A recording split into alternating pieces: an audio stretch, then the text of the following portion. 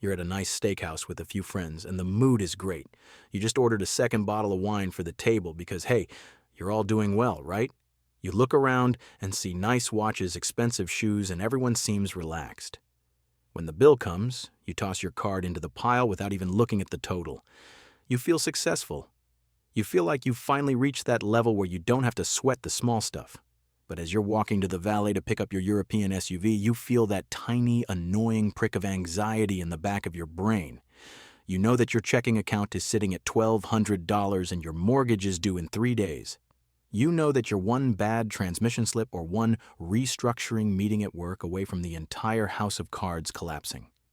You look rich. You feel rich for an hour at dinner, but the reality is that you're living a high-definition version of poverty, and you're just 1 month away from being found out.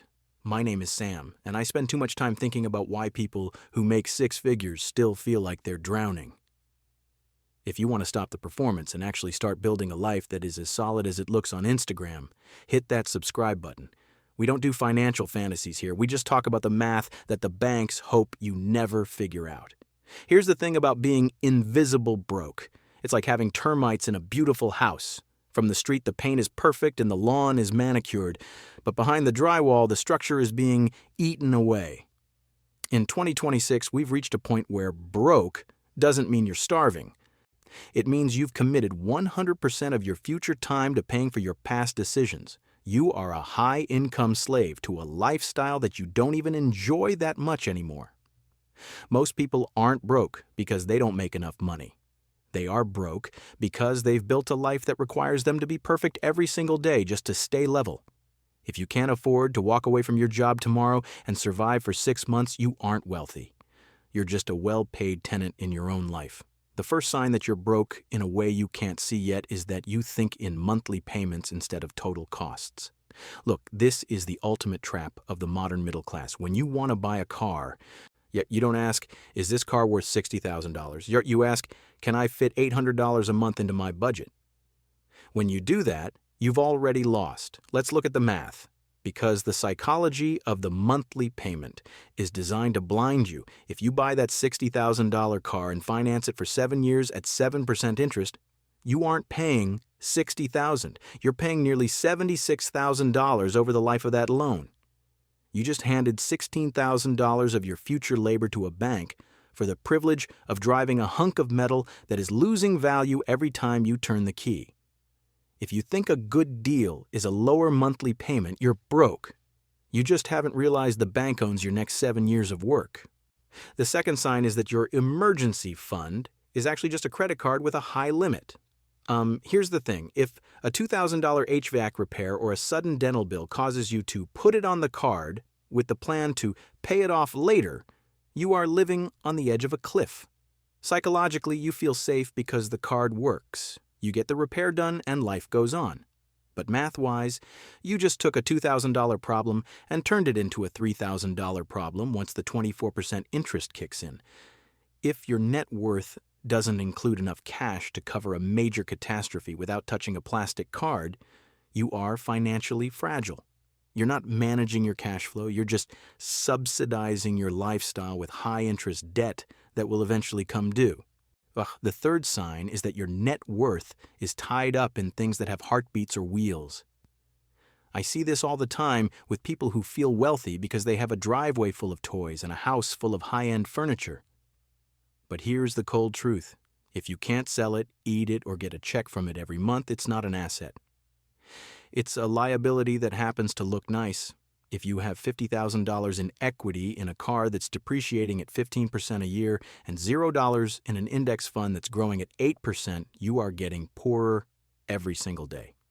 Let's run that math. In 5 years, that car is worth maybe $25,000. In that same 5 years, $50,000 in the market at 8% would be nearly $74,000. That is a $50,000 swing in your total wealth just because you wanted to look successful in the carpool lane.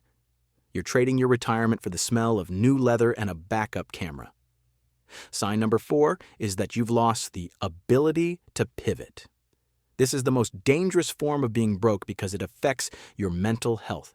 If a dream job at a startup came along tomorrow, but it paid 20% less than you make now, could you take it?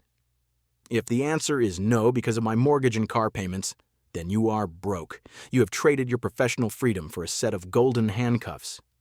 You are forced to stay in a job you might hate, with a boss you might despise because your lifestyle has zero margin for error.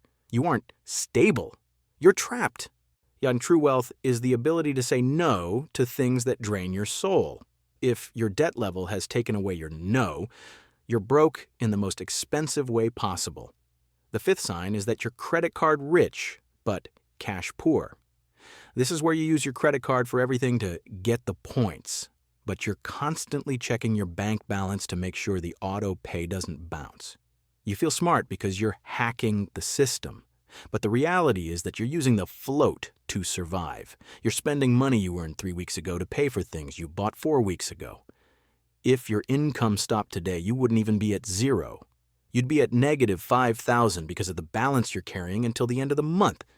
You're dancing on a tightrope, and the points you're earning on your flights to Hawaii aren't worth the structural risk you're taking with your life. Now, for the counterintuitive twist that catches people off guard, being debt-free does not mean you aren't broke. I know, that sounds like a contradiction, but look, if you have zero debt, but you also have zero investments and you're 50 years old, you are fundamentally broke.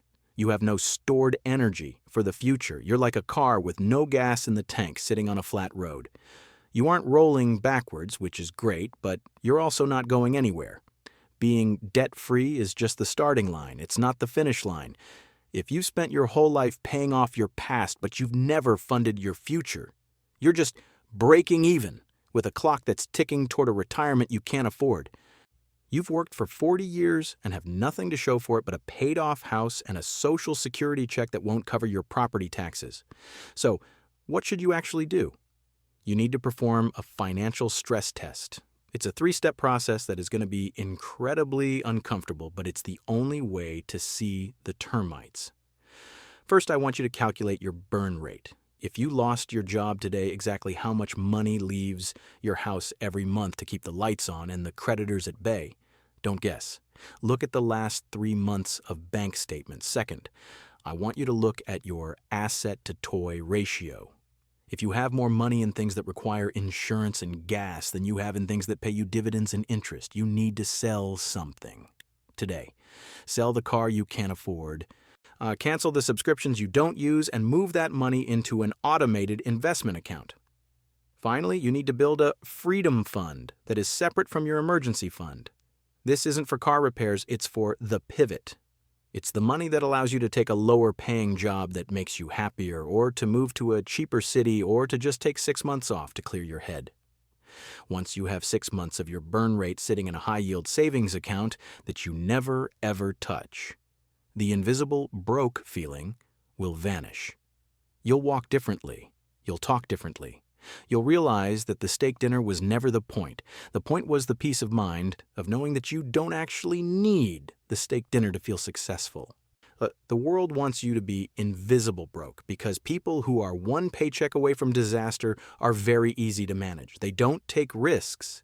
They don't demand raises. And they keep buying things they don't need to feel better about the lives they're trapped in. Break the cycle.